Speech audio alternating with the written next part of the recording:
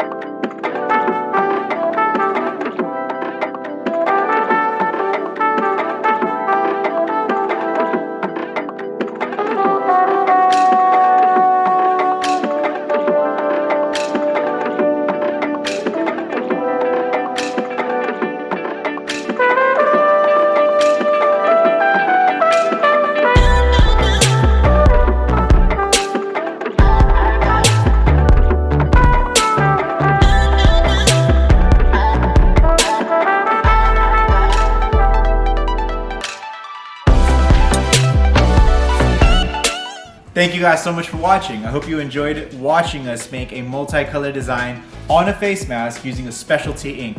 If you have any more questions, feel free to reach out to us. But if you haven't already, subscribe to the channel for more screen printing videos using all of our platens. Thank you guys so much for watching.